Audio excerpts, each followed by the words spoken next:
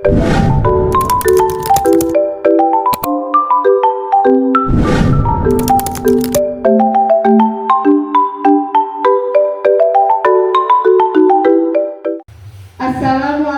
warahmatullahi wabarakatuh. Tabipun. Yang terhormat Ibu Kepala Sekolah UPTD SDN Negeri 1 Lehan, yang saya hormati Ibu Bapak Guru UPTD SD Negeri 1 Lehan yang berbahagia. Alhamdulillah, kita ucapkan puji syukur kehadirat Allah Subhanahu wa Ta'ala yang telah memberikan kesehatan sehingga kita dapat berkumpul di ruangan ini untuk acara diseminasi budaya positif. Tidak lupa salawat serta salam kita sanjungkan kepada Rasulullah SAW yang kita nantikan syafaatnya di yaumil kiamat. Baik Bapak Ibu, di sini saya akan membacakan susunan acara diseminasi budaya positif UPTD SD Negeri 1 Lehan.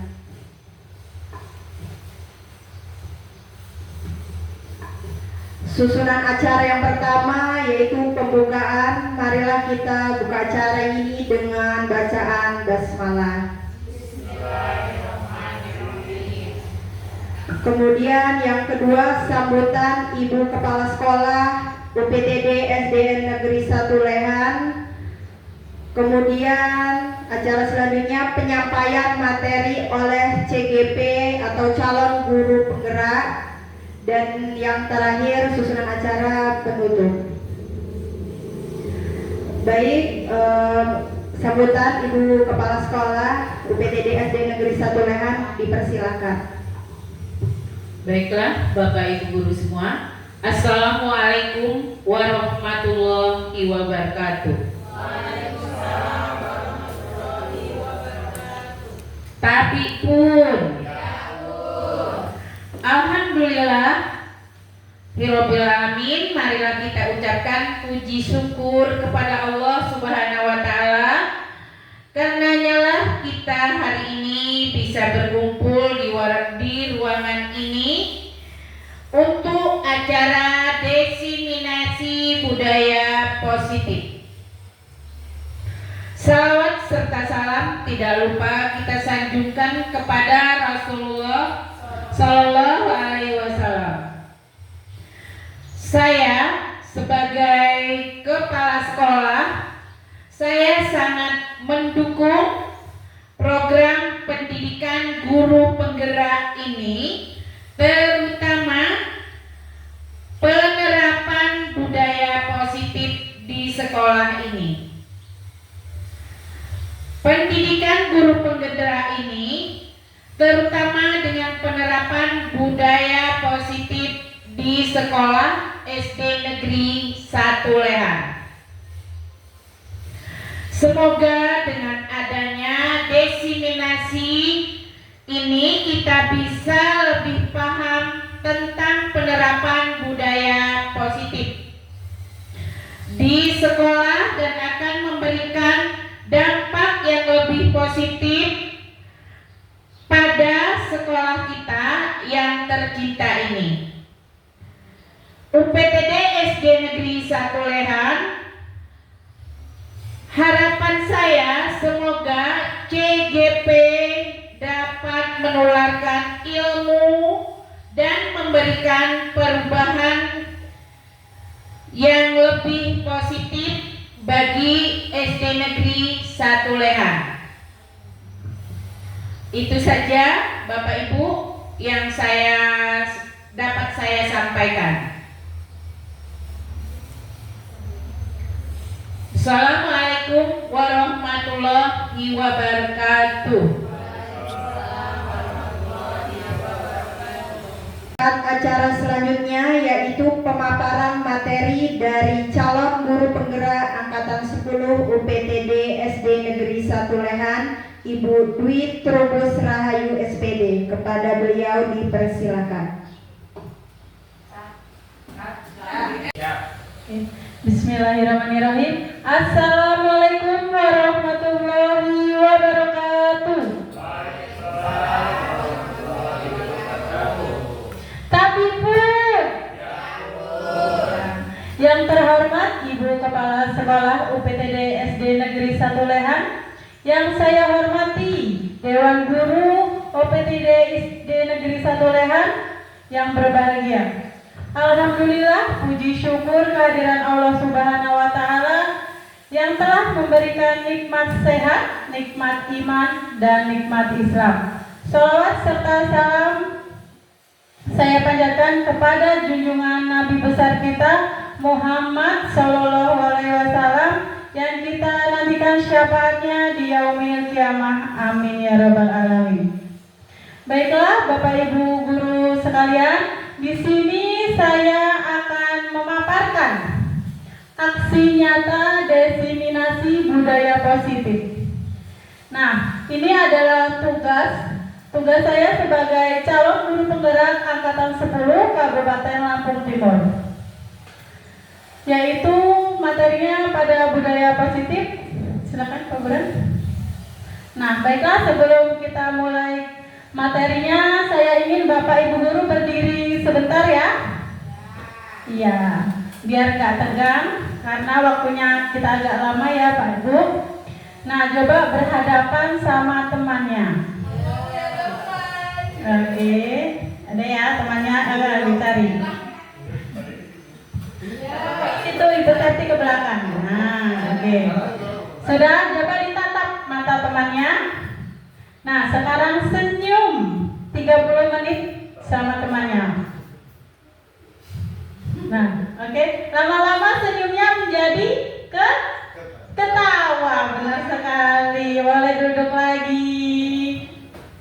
Nah, itu ya awal mulainya kita kegiatan ini. Kita awali dengan senyum. Itu merupakan budaya positif ya. Diawali dengan kegiatan-kegiatan positif. Oke, silakan Pak Burhan selanjutnya. Nah, baiklah, sebelum kita mulai kita buat kesepakatan forum diskusi ya Pak Bu. Saya awali dengan yang pertama, menghargai siapapun. Yang kedua, menjadi pendengar yang baik. Boleh yang ketiga, keempat, kelemnya Bapak Ibu tambahkan. Apa kira-kira kesepakatannya? Oke, boleh dilarang tidur. Boleh diketik Pak Burhan? Dilarang tidur kata Burhan ya, karena sudah siang waktunya.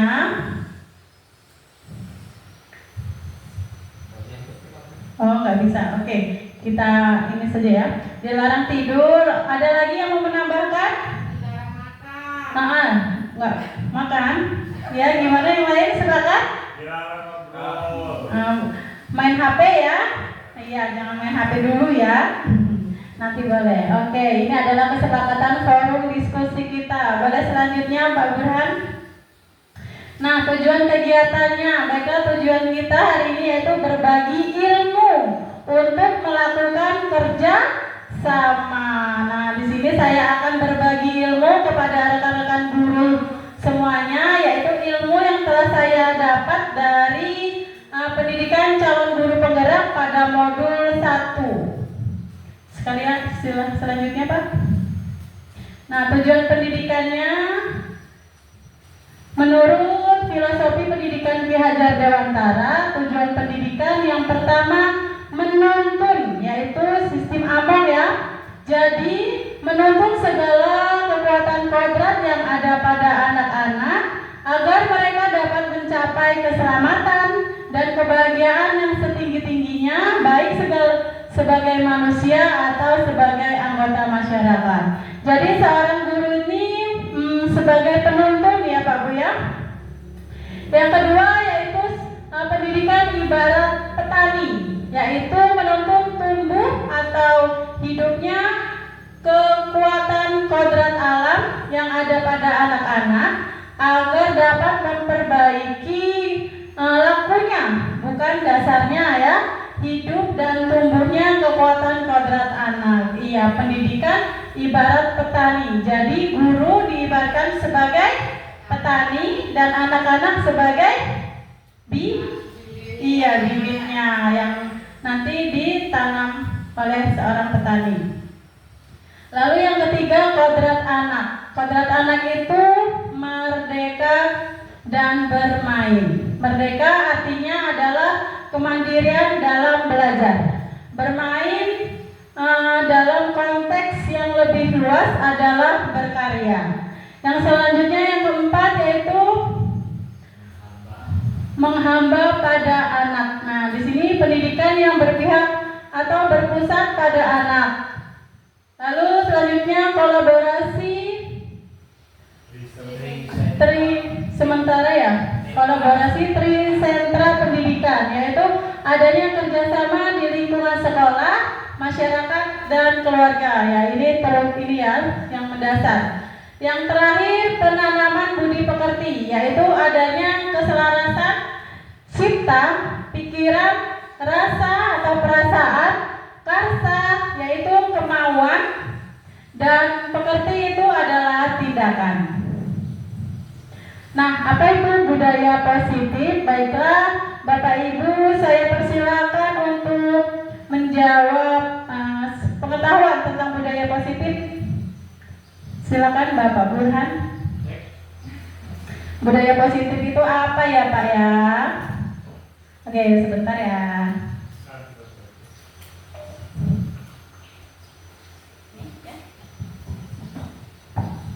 Baik, terima kasih Bu Dwi. Nah, saya di sini akan membahas tentang apa sih budaya positif itu. Nah, budaya positif itu adalah nilai-nilai kebiasaan di sekolah yang berpihak kepada murid agar mereka dapat berkembang menjadi pribadi yang kritis, penuh hormat dan tanggung jawab. Gitu, Bu Dwi. Terima kasih. Oke, benar sekali Pak Burhan. Slide-nya.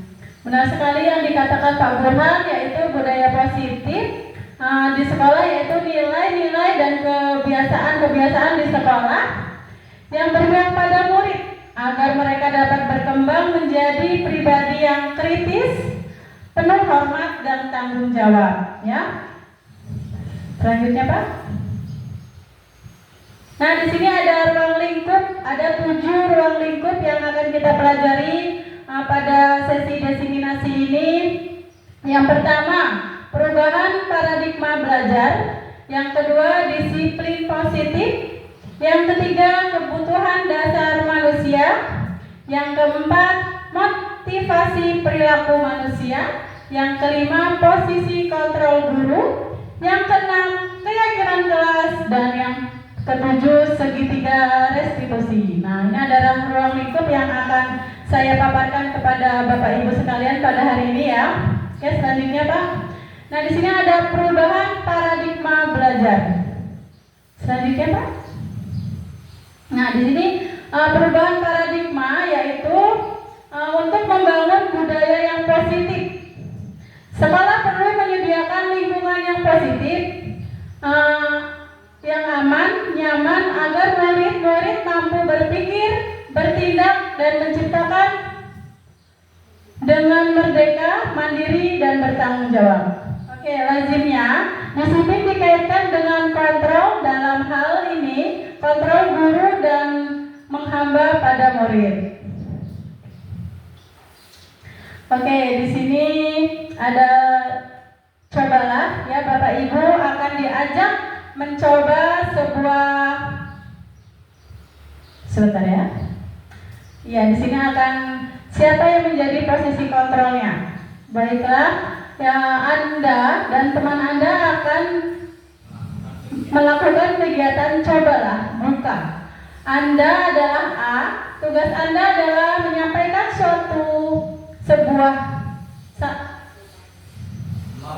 mengepalkan satu tangan Anda. Coba Anda membayangkan bahwa Anda menyimpan sesuatu yang sangat berharga di dalam kepala tangan Anda.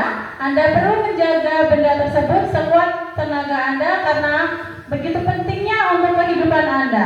Tugas B, rekan Anda adalah mencoba dengan segala cara untuk membuka kepalan tangan Anda. Teman Anda B boleh membujuk, menghardik, mengintimidasi, memarahi, menggoda, menggelitik, bahkan menawari Anda dengan uang agar Anda bersedia membuka kepalan tangan. Oke, kita contohkan ya Bapak Ibu. Boleh salah satu Ibu Septi ya, Ibu Septi sama Ibu Sumi. Coba Ibu Sumi ke depan biar Anda. Oke, Ibu Sumi sebagai A ya, yang mengepalkan tangan. Oke, Ibu Septi sebagai B yang membujuk, merayu, memarahi, mengelitik agar Ibu Sumi membuka kepalan tangan. Oke, Ibu Sumi, bayangkan ya yang Ibu kepalkan itu barang yang sangat berharga. Oke, silakan Ibu Septi dirayu, dibujuk.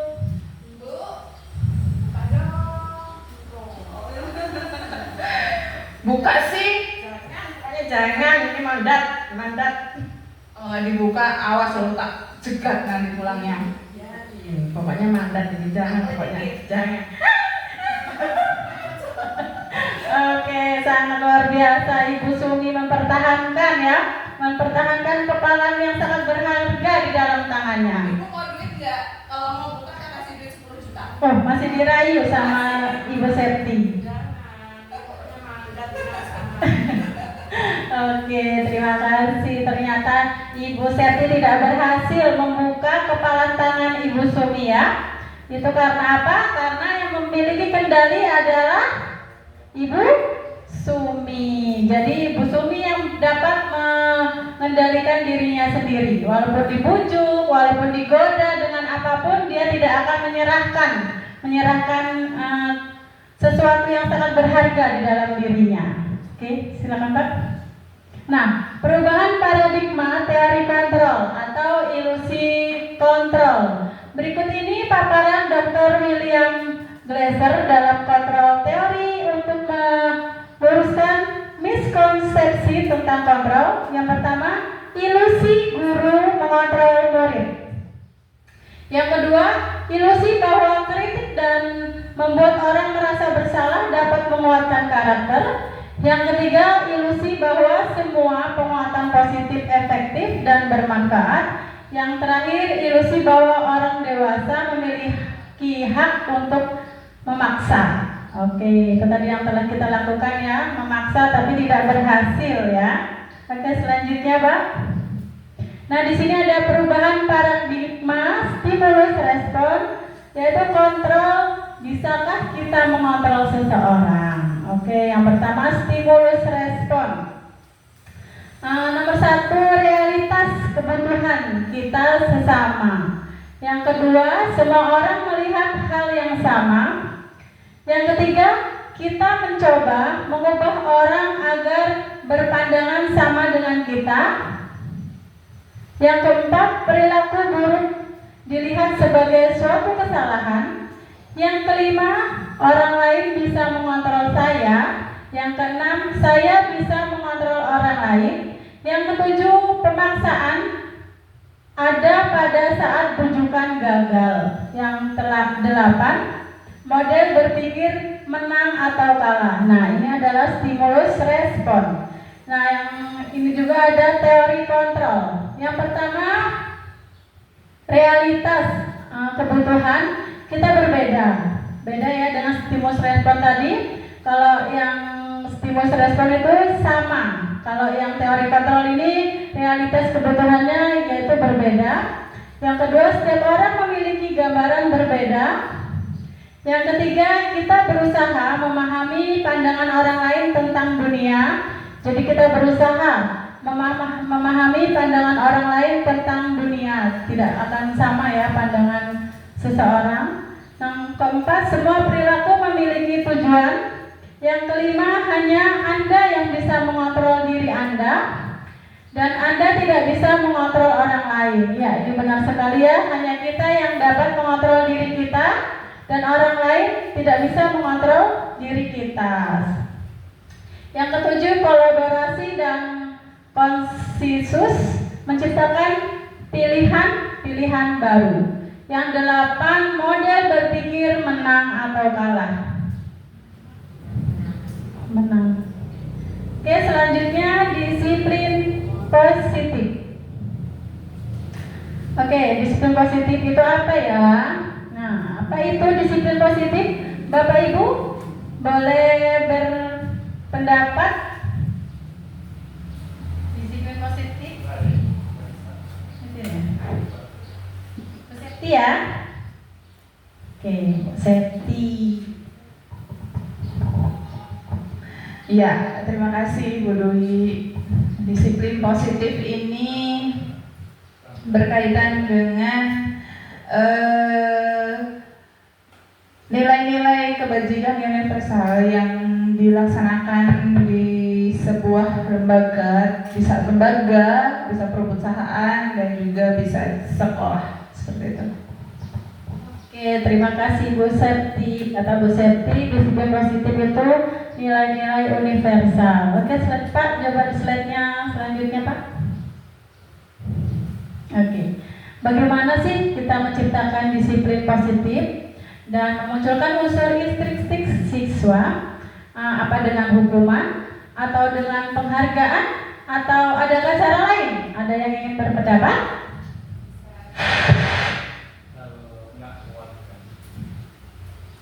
Oke, Pak Burhan ingin berpendapat.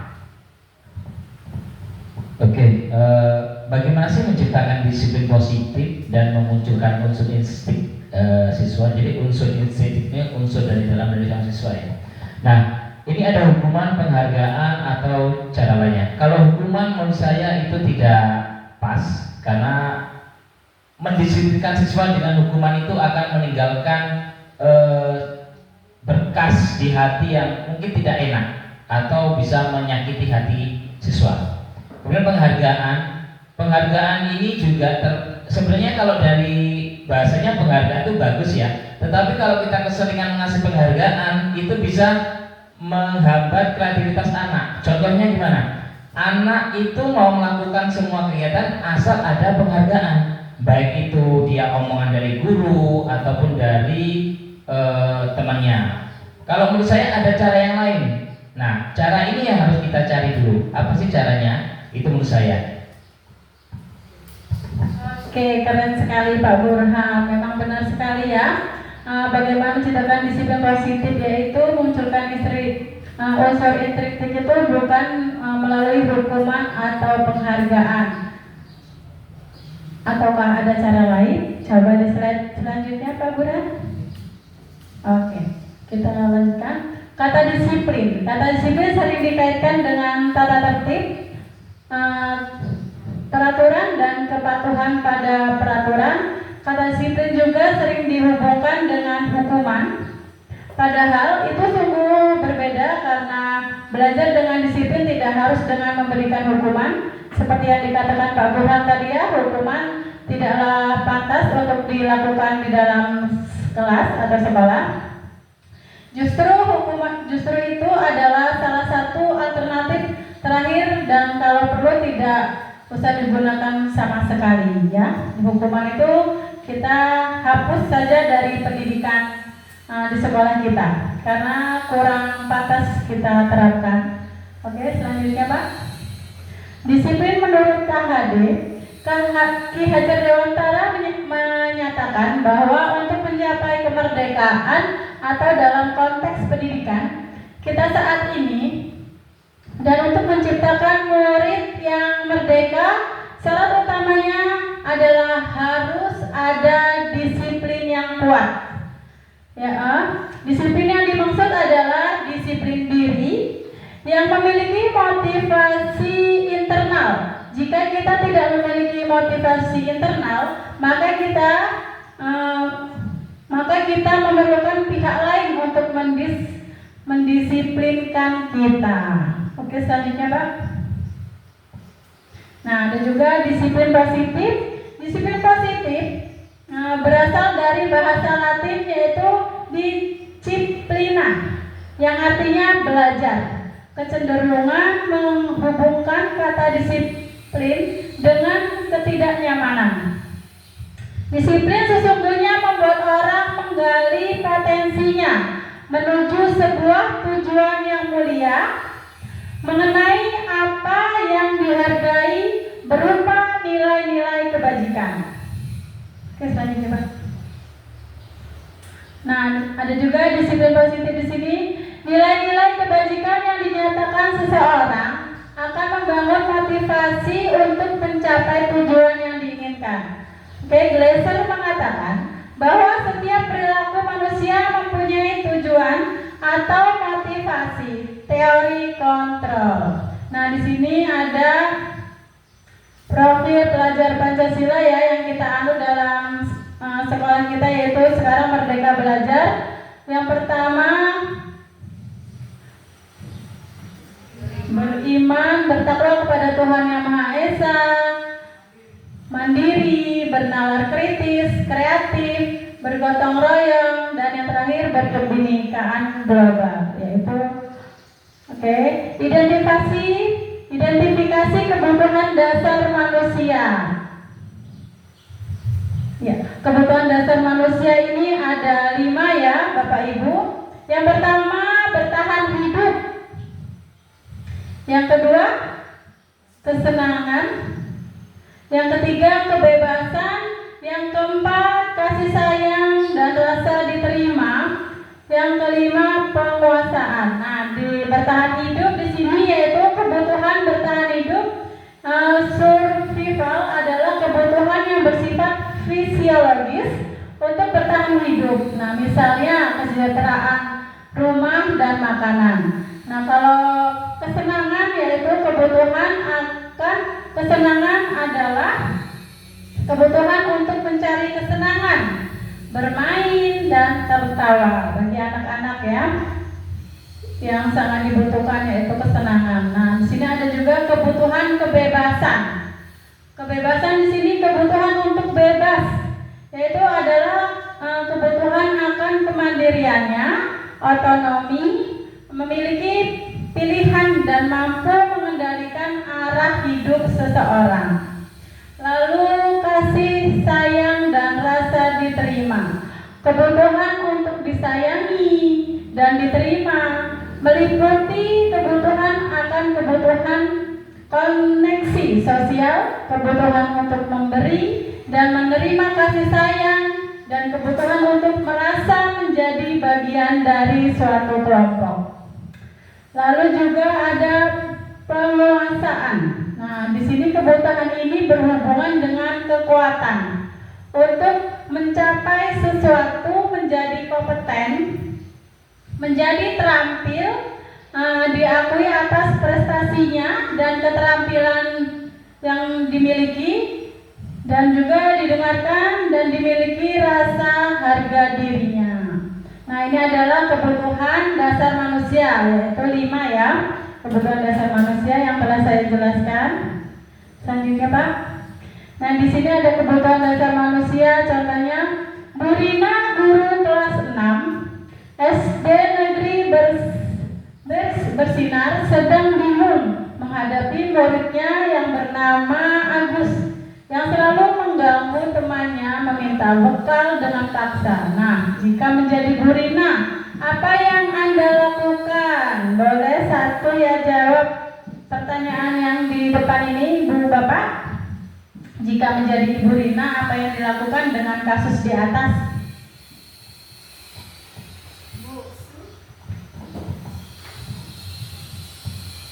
Oke. Kalau saya menjadi Bu Ria maka yang saya lakukan adalah bertanya kepada Agus mengapa selalu meminta bekal dengan paksa, padahal dia juga membawa bekal sendiri.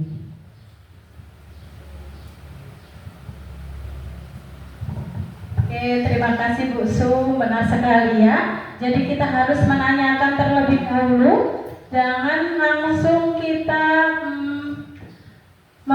mengejudge ya, atau langsung memarahi anak tersebut. Jadi kita harus mencari solusinya terlebih dahulu, menanyakan kepada anak tersebut tentang kenapa kok anak tersebut suka minta bekal sama temannya. Pasti ada alasannya.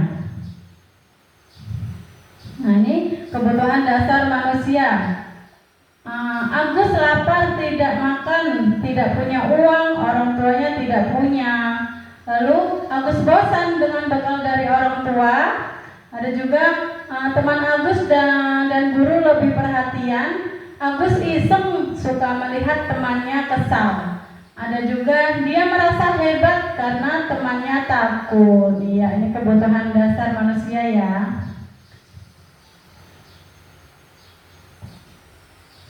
Oke, motivasi perilaku manusia.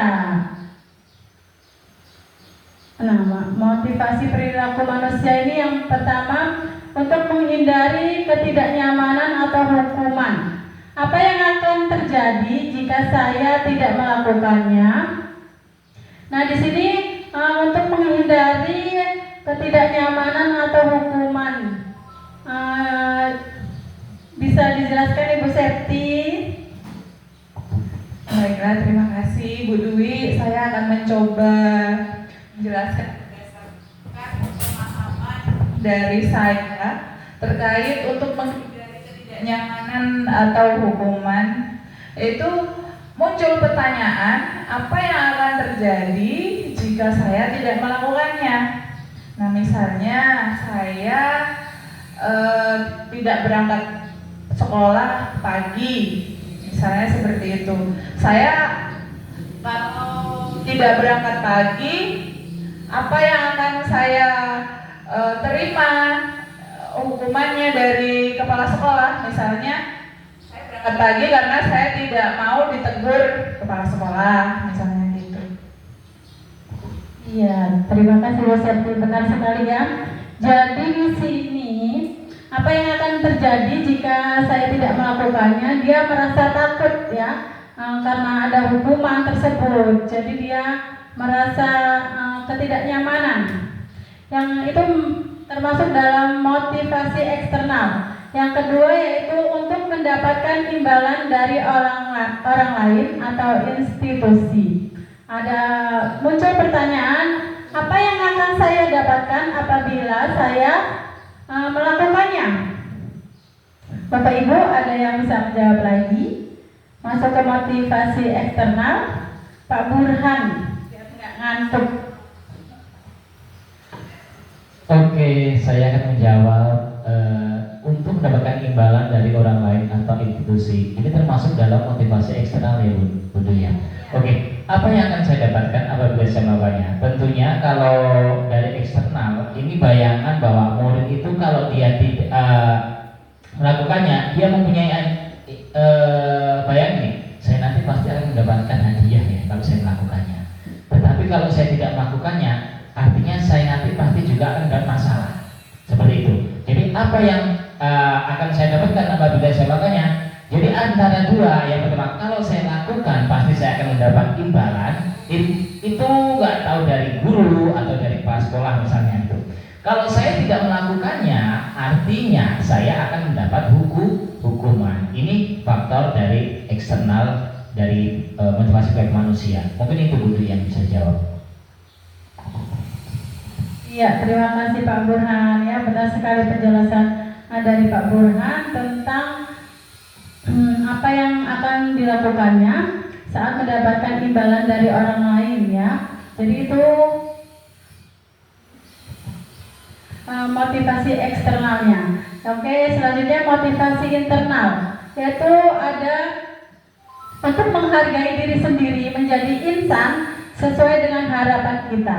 Nah, saya akan menjadi orang yang seperti apa bila saya melakukannya. Nah, di sini ada yang bisa menjawab lagi, Ibu Marni ya, biar gak ngantuk. Terima kasih atas waktunya Bu Dwi. Saya akan mencoba untuk menjawab apa yang akan saya dapatkan apabila saya melakukannya itu dari motivasi internal Bu ya.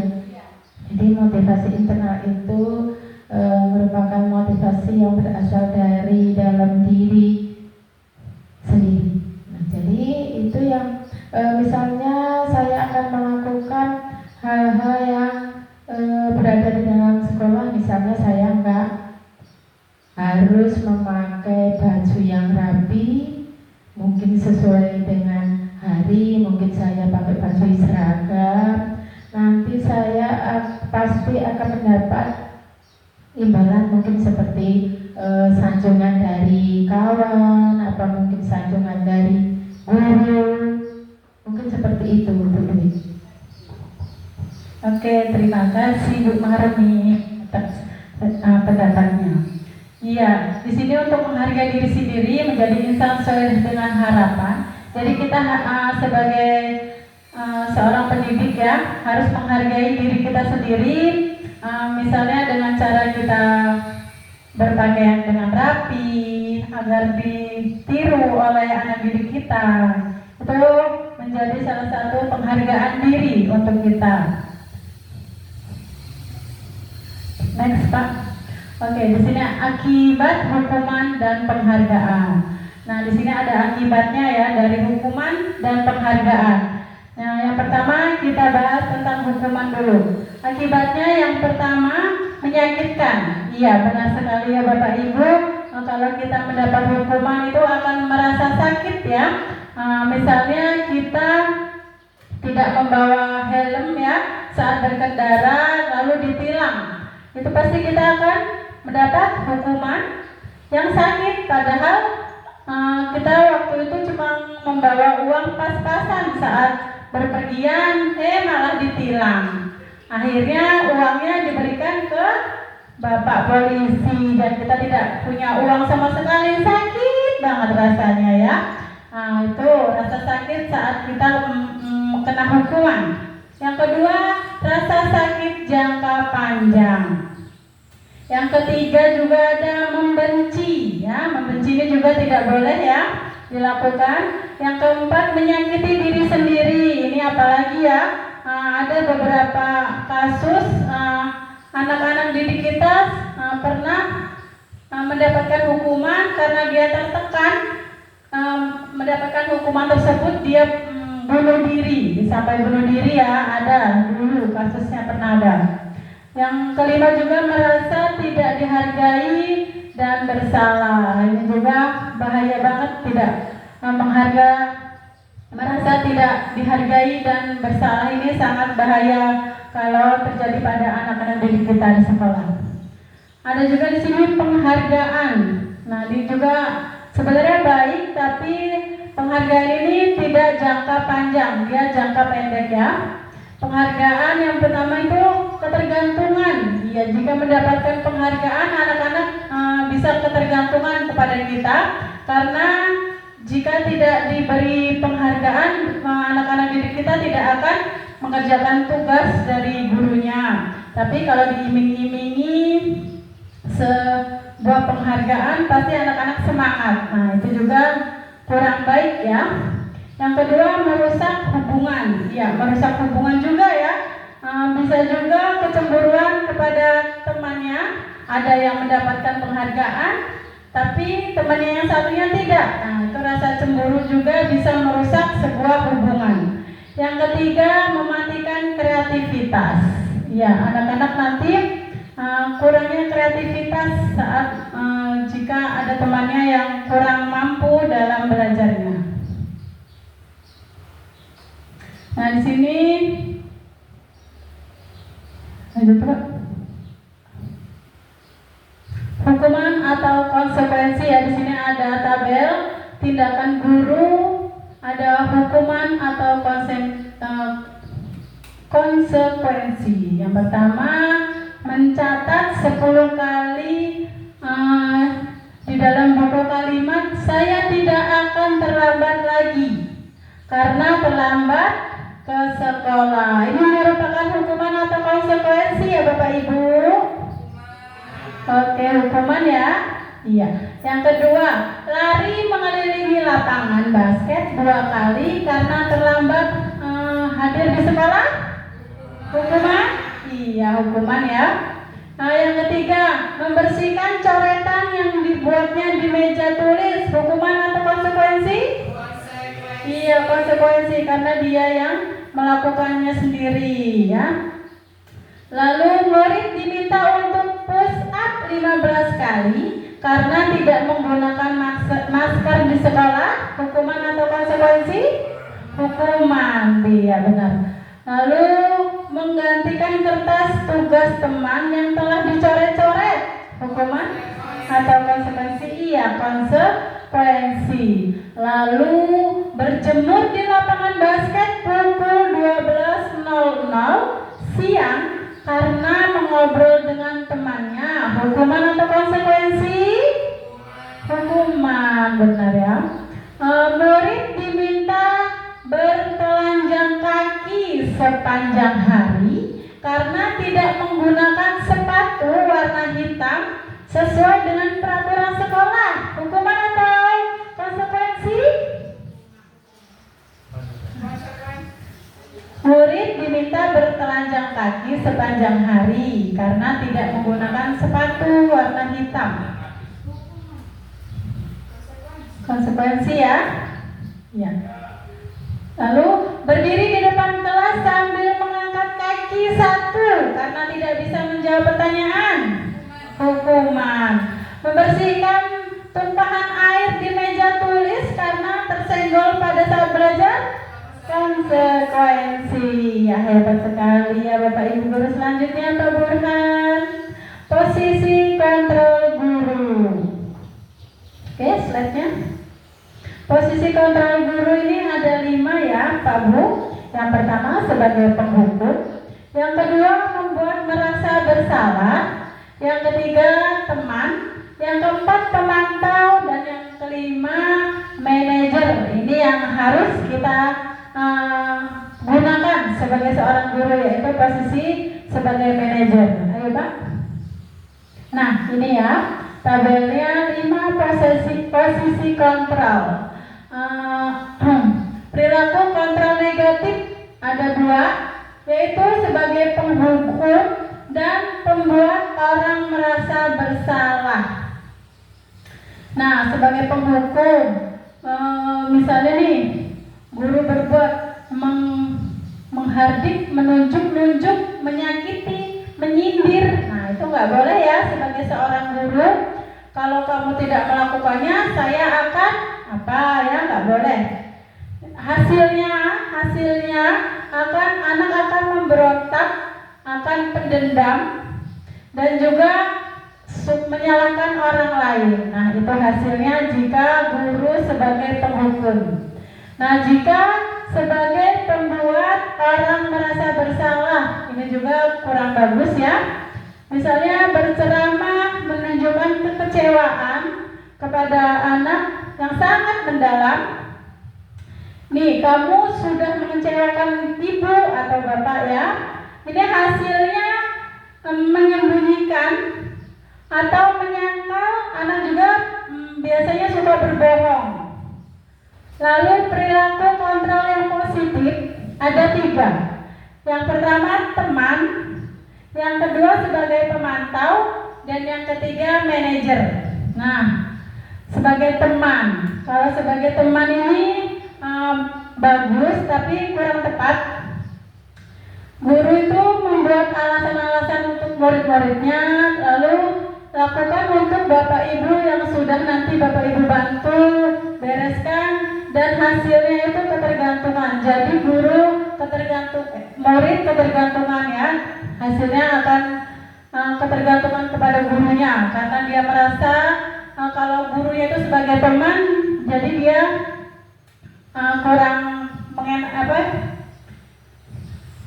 kurang pas ya. Lalu sebagai pemantau, menghitung dan mengukur. Guru berkata, apa peraturannya, apa konsekuensinya, apa yang telah kamu lakukan, apa yang terjadi sekarang. Nah ini hasilnya menyesuaikan bila diawasi. Iya, kalau anak-anak misalnya di sekolah sedang kerja bakti, saat diawasi guru mereka rajin memungut sampah, rajin membersihkan lingkungan sekolah, tapi saat tidak diawasi mereka berlarian ya, bubar, tidak mau membersihkan halaman sekolah. Nah, yang terakhir, manajer. Nah, sebagai manajer ini sangat pas untuk seorang guru, yaitu mengajukan pertanyaan-pertanyaan. Lalu misalnya tuh, apa yang kita yakini? Apa yang kamu yakini hal tersebut? Kalau kamu meyakininya, kamu mau memperbaikinya. Kalau kamu memperbaikinya, jadi kira-kira hal tersebut akan menggambarkan apa tentang dirimu? Ya, jadi hasilnya menguatkan watak atau karakter. Nah, di sini sangat pantas sekali seorang guru sebagai posisi kontrol sebagai manajer yang membimbing anak-anaknya di sekolah. Nah, posisi kontrol selanjutnya Pak. Oke, selanjutnya ke materi selanjutnya ini keyakinan kelas ya. Seperti tadi pada awal saya sebelum memaparkan materi, kita membuat keyakinan. Iya, keyakinan kelas atau keyakinan apa tadi ya? Iya, keyakinan bersama saat kita diskusi ini ya. Ya Pak. Ya, keyakinan kelas adalah nilai-nilai kebajikan atau prinsip-prinsip universal yang disepakati bersama secara universal ya, lepas dari latar belakang suku negara, bahasa maupun agama. Menurut dosen tahun 1998, suatu keyakinan akan lebih memotivasi seseorang dari dalam, yaitu intrinsik, seseorang akan lebih bersemangat untuk menjalankannya. Keyakinannya daripada hanya sekedar mengikuti serangkaian peraturan. Bapak? Nah, keyakinan kelas. Mengapa tidak peraturan kelas saja? Mengapa harus keyakinan kelas? Oke, bisa dijawab oleh Bu Septi ya. Oke, terima kasih Bu Dwi atas waktunya. Mengapa tidak peraturan kelas saja? Mengapa harus keyakinan kelas? Ya, karena keyakinan kelas itu lebih identik kepada hukuman. Kalau tidak melakukan peraturan, pasti ada hukuman. Namun, kalau keyakinan atau keyakinan kelas itu lebih kepada kesadaran diri karena berkaitan dengan apa yang sudah diyakini, sehingga itu memunculkan motivasi intrinsik. Jadi lebih baik keyakinan kelas daripada peraturan kelas. Terima kasih. Oke, benar sekali Bu. Lebih baik keyakinan kelas daripada peraturan kelas ya. Kalau peraturan kelas ini agak kurang baik ya untuk anak-anak di kelas kita, karena yang bagus itu adalah keyakinan kelas karena kita yakini bersama anak-anak dan guru yang pastinya akan dilaksanakan bersama. Nah, untuk mendukung motivasi intrinsik, kembali ke nilai-nilai atau keyakinan kelas lebih menggerakkan seseorang daripada serangkaian peraturan. Oke, selanjutnya Pak. Ya, keyakinan kelas. Kesepakatan kelas tidak hanya peraturan di dalam kelas yang harus ditaati murid dan memberi konsekuensi bagi yang melanggarnya. Dalam membuat kesepakatan kelas dibutuhkan keterlibatan antar guru dengan murid untuk saling menyepakati bagaimana kondisi kelas yang diinginkan, karena kita yang akan belajar di dalam kelas itu, jadi kita harus membuat keyakinan bersama-sama. Nah, ini ada peraturan kelas. Diagram budaya positif ada peraturan kelas dan keyakinan kelas. Kita baca peraturan kelas dulu ya. Yang pertama selalu kembalikan buku ke tempatnya. Ini peraturan ya. Dilarang mengganggu orang lain. Hadir di sekolah 15 menit sebelum pembelajaran dimulai. Dilarang melakukan kekerasan. Dilarang menggunakan narkoba. Bergantian atau menunggu giliran. Gunakan masker. Jangan berlari di kelas atau koridor. Nah, ini adalah sebuah peraturan. Kalau keyakinan kelas ini ya, tanggung jawab, menghormati orang lain, dan berkomitmen, keselamatan, menghormati orang lain, kesehatan, menghormati orang lain, bersabar, kesehatan, keselamatan dan keamanan. Nah, itu yang lebih relevan ya, yaitu keyakinan kelas. Oke, Pak? Ya, pembuatan keyakinan kelas ya. Ini adalah proses pembuatan keyakinan kelas saya. Kelas 1. Slide selanjutnya, Pak. Ya, jadi kemarin saya dan anak-anak didik saya yaitu kelas 1 membuat keyakinan kelas dengan mereka menuliskan keyakinan yang pastinya nanti dapat mereka laksanakan karena mereka buat sendiri ya dengan kemampuan yang pastinya mereka laksanakan dalam kelas. Nah, ini prosesnya. Oke, iya.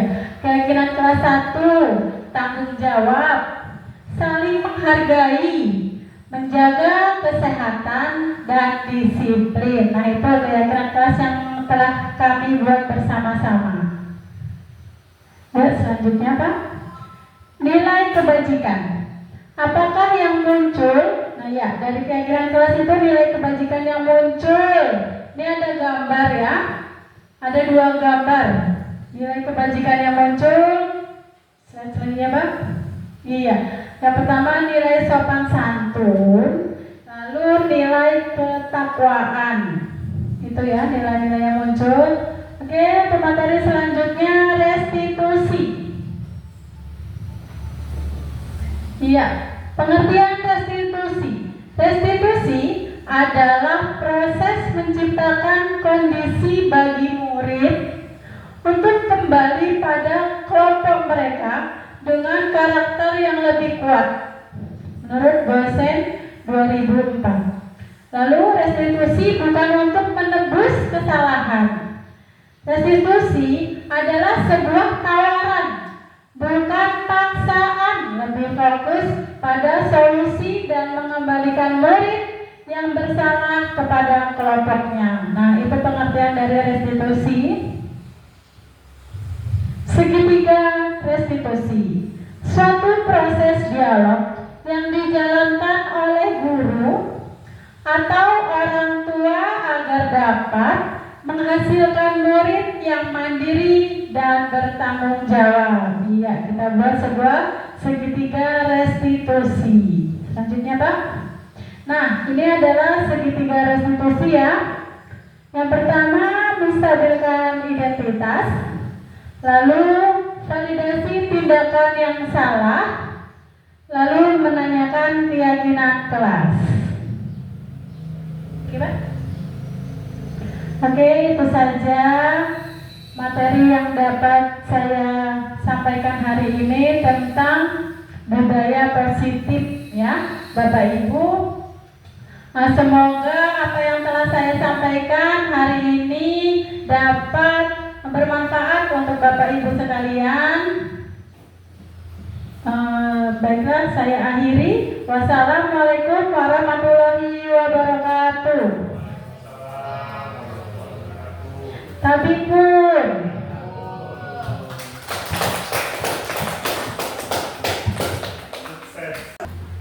Baiklah, meningkat acara yang selanjutnya yaitu refleksi dan umpan balik dari Bapak Ibu Dewan Guru. Kepada beliau dipersilahkan. Assalamualaikum warahmatullahi wabarakatuh. Yang terhormat Ibu Kepala Sekolah SD Negeri 1 Lehan, yang berbahagia calon guru penggerak angkatan 10 yang saya banggakan dan rekan-rekan saya Dewan Guru SD 1 Lehan yang saya sayangi. Terima kasih atas kesempatan yang diberikan. Di sini saya akan memberikan refleksi dan umpan balik terkait kegiatan diseminasi yang telah dilaksanakan oleh CGP dari SD Negeri 1 Lehan, yaitu dengan adanya kegiatan diseminasi ini saya merasa sangat terbantu ya. Dengan peristiwa ini, dengan adanya momen diseminasi ini, saya merasa sangat terbantu, tergugah hati saya ya. Jadi pemikiran awal saya terkait paradigma belajar itu seperti apa itu kini sudah berubah begitu. Kemudian saya berterima kasih dengan adanya kegiatan ini, ruang lingkupnya luar biasa ya. Tadi ruang lingkupnya tentang perubahan paradigma belajar, disiplin positif, kemudian kebutuhan dasar manusia, motivasi perilaku manusia, posisi kontrol guru, keyakinan kelas, dan yang terakhir itu tentang segitiga restitusi. Nah, di sini banyak sekali pembelajaran yang saya dapatkan Bapak Ibu. Saya yakin Bapak Ibu Dewan Guru pun sama halnya dengan apa yang saya rasakan ya. Tentunya tentang paradigma belajar. Jadi mungkin dahulunya kita merasa bahwasanya anak itu adalah selembar kertas kosong, tapi ternyata sekarang kita sudah mengetahui bahwa anak itu adalah benih yang ditanam oleh petani. Jadi diibaratkan kita Dewan Guru ini adalah petani yang mampu memfasilitasi anak didik kita untuk menjadi yang terbaik atau versi terbaik dalam dirinya, begitu. Kemudian dalam disiplin positif itu menurut saya sangat perlu ditekankan pada kegiatan di sekolah, yang mana itu adalah penanaman nilai-nilai positif ya Bapak Ibu, dan itu memang wajib dilaksanakan di sekolah. Kemudian kebutuhan dasar manusia. Nah, dalam hal ini juga menggugah saya untuk mengoreksi diri. Seperti apakah diri saya sendiri sebelum saya menjadi sosok yang mampu memfasilitasi anak didik saya. Tentunya tentang kebutuhan dasar manusia untuk bertahan hidup, tentang kasih sayang dan rasa diterima, kebebasan, kesenangan, dan penguasaan. Nah, kemudian juga tadi saya dapatkan materi tentang posisi kontrol guru. Oke. Jadi di situ tadi saya sudah banyak melihat ya. Mungkin dulu saya sebagai murid itu di kelas saya zaman dahulu itu posisi kontrol guru yang diambil oleh guru saya terdahulu itu bisa jadi sebagai penghukum atau pembuat merasa bersalah begitu ya. Namun ternyata sekarang saya menyadari itu sudah tidak relevan untuk dilaksanakan di era pendidikan masa kini ya. Jadi yang lebih relevan setelah saya lihat-lihat tadi, oh ya, saya menyadari ternyata posisi kontrol sebagai manajer itu sangat relevan untuk kita tanamkan sebagai seorang guru. Kemudian keyakinan kelas. Nah, ini keren sekali ya Ibu. Tadi saya mendapatkan materi ini sangat-sangat terkesima ya tentang keyakinan kelas. Saya menyadari ternyata keyakinan kelas itu akan lebih mengena begitu menurut saya, yaitu bahasa saya mengena terhadap anak-anak karena itu dari anak dan untuk anak itu sendiri. Mereka yang buat, mereka yang meyakini, mereka yang melaksanakannya. Seperti itu. Keren. Dan saya juga sempat melihat di kelas beliau ya, itu sangat-sangat keren gitu. Jadi menurut saya tindakan yang akan saya lakukan nanti setelah ini, saya ingin untuk bisa menerapkan hal itu di kelas saya. Kemudian kegiatan segitiga restitusi. Nah, ini sangat-sangat melekat ya Bapak Ibu, karena di kita ini sebagai guru, apalagi di SD ya, itu tentu ada hal-hal yang memang bersinggungan begitu. Mungkin anak-anak didik kita banyak ada beberapa yang melakukan kesalahan atau apa. Nah, ini ternyata selama ini kita menanganinya kurang tepat, dan dengan adanya segitiga restitusi ini sangat-sangat membantu saya untuk memecahkan masalah anak didik saya ketika ada hal-hal yang memang perlu untuk diselesaikan begitu. Misalkan ada suatu permasalahan, mungkin saya bisa melaksanakannya dengan segitiga restitusi tersebut, memecahkan masalah dengan cara tersebut. Nah, Bapak Ibu, untuk umpan baliknya, saya sangat termotivasi dengan adanya kegiatan diseminasi ini ya Bapak Ibu. Saya berharap kegiatan seperti ini akan terus dilaksanakan dan akan terus membantu kami sosok guru untuk dapat mengupgrade pengetahuan kami, ya, untuk menjadi guru yang lebih baik lagi untuk dapat membersamai anak didik kami. Terima kasih Bapak Ibu atas kesempatannya. Wassalamualaikum warahmatullahi wabarakatuh.